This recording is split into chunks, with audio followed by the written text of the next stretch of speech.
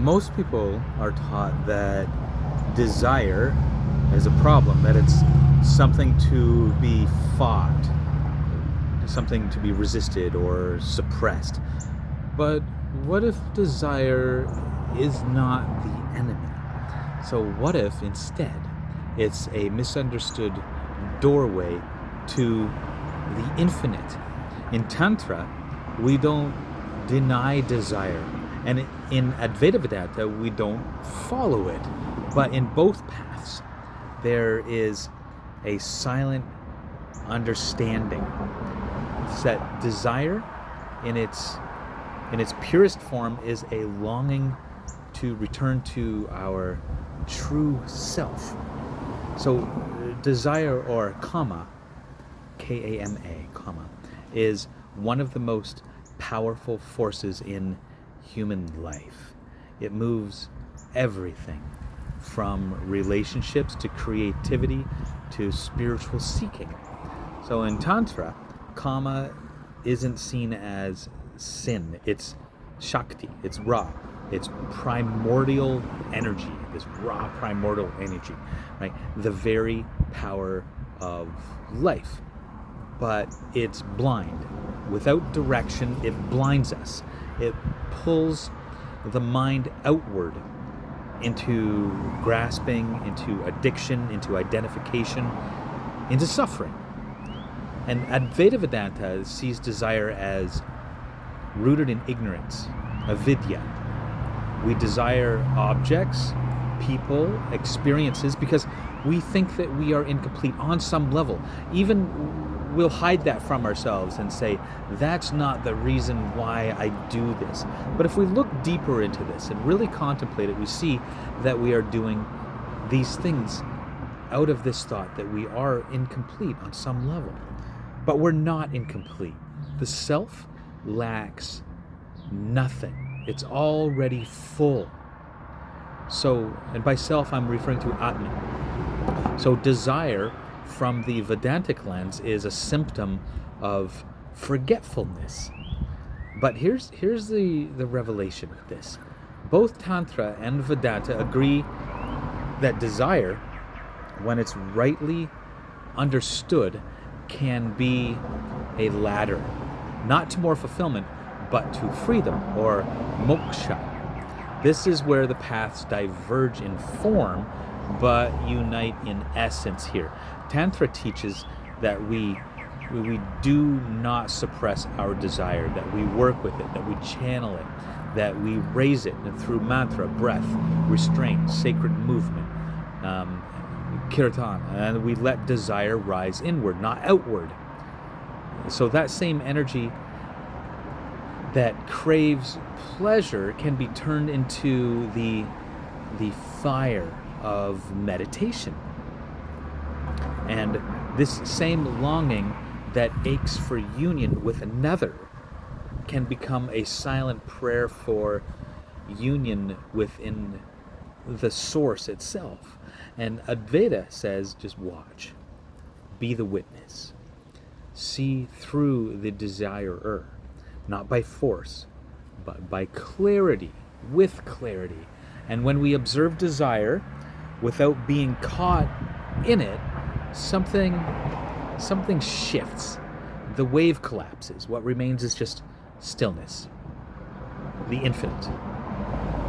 So in both paths, there's no violence towards oneself, right? Only a return to this wholeness, a return to what we never left.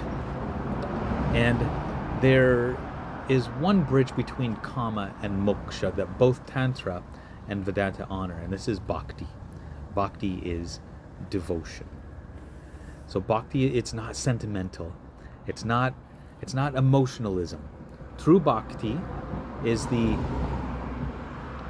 burning away of all separation. It's kama turned inward, upward.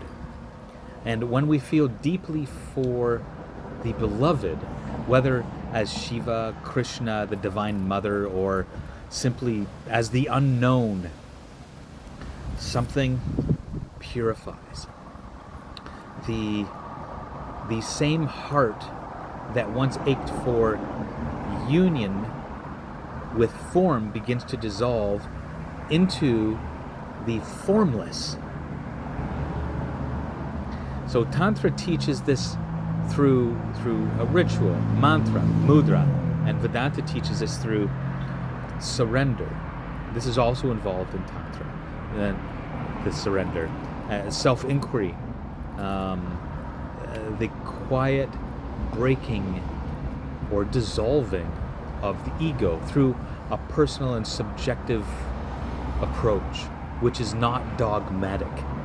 So both teach that the deepest love is not about getting, it's about dissolving. So, how do we do this? So in Tantra, you begin to work with the body. You begin with breath work, with deep conscious breathing that awakens and energy but doesn't discharge it. And we use mantra, and a specific mantra that works incredibly well. It's Baba Nam Kevalam. Baba Nam Kevalam. You could say love is all there is. Baba Nam Kevalam. So we don't deny the desire. So this mantra, it refines the desire. It spiritualizes the desire, because we see desire is present. So we use it for the right purpose, for the right channels. We use visualization. We can see our longing rise from the lower centers to the higher, and we let it burn clean. We use a kind of sacred restraint, not repression, not regression, a restraint. And it's the difference of this is love. So in Vedanta, the practice is subtle but profound. We still ourselves. We witness the desirer. We ask, who desires? Not with a kind of force, but with a very, very deep and developed sincerity. And what you discover is not the satisfaction of desire, but the absence of the one who wanted. The absence is presence. That presence is liberation. So eventually you begin to see it was never about the object. It was always about the self. And I don't mean the sense of self which one identifies as experiences, as fleeting emotions, as this transient being which comes and goes, but the ever-present sense of oneself that has always been there. It's always been present. Atman. You see the lover, the pleasure, the ambition. We can see that they're all a kind of mask. And behind every desire is the pull of the infinite, the call to come home. So Tantra refines the river and Vedanta dries it up. But both take you to the ocean. And in that ocean, the desirer disappears. There is no one left to want. There's only being, this radiant, silent, and unmoved being. So in this talk, I'm inviting you to not fight your desire, not to follow it blindly either, but to sit with it and to listen and to feel beneath it.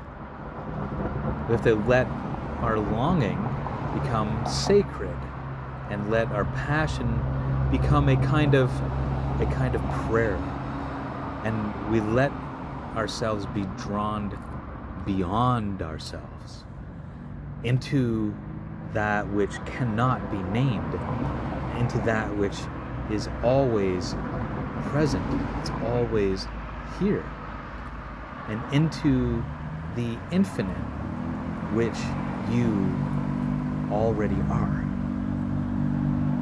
Namaskar.